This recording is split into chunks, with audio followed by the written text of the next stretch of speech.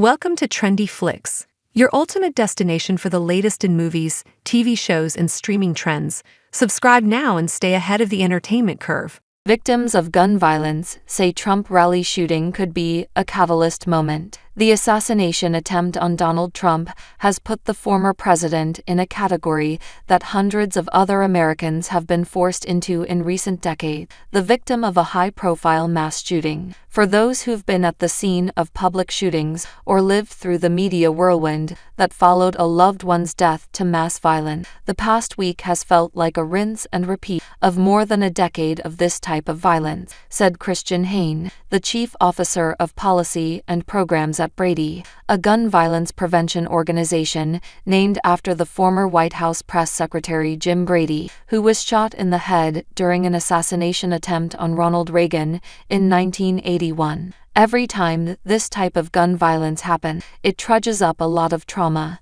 said Hain, whose mother was killed and father was injured in a shooting rampage in Thousand Oaks, California, in 2005. In addition to Hain's mother, a police officer was killed in the attack, and 5 other people were injured. After Saturday's shooting, Hain was brought back to the day his mother was killed, and his community was terrorized. He is troubled that more people now face the trauma he has lived with for nearly 20 years. The thing that baffles me is that we can be in this cycle of rinse and repeat, but we're not tapping into a conversation about how we prevent the next shooting, he added. For many like Hain, Saturday's shooting was a reminder of their own losses and a stark reminder that gun violence can touch anyone, including a presidential nominee surrounded by armed law enforcement. The policy solutions, they say, are the same they have asked for following every mass shooting tragedy. The fact that a 20-year-old with an AR-15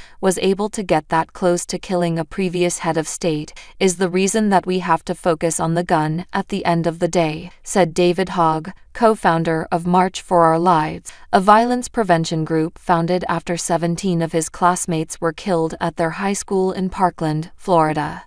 As the news of the Trump rally flooded television, one of Hogg's first thoughts was of his mother, who he says is deeply affected by news of shootings. Then, he began calling out what he sees as the fallacy that more guns will ensure protection from mass shootings. We're not going to bulletproof our entire society, he said. Now, he is looking forward with hope that the near killing of the leader of the Republican Party will push lawmakers to build the trust amongst themselves needed to pass gun policies at the state and federal levels. The former president of the United States has heightened security and additional Secret Service, and this still happened. We need to change the conversation. We have to have some semblance of trust between these major party political leaders, Hogg continued. Do I think Republicans are actually going to step up to the plate and do something? I don't think so, but I hope so after the crown jewel of their movement was threatened. The only similarity Hogg saw between the Parkland shooting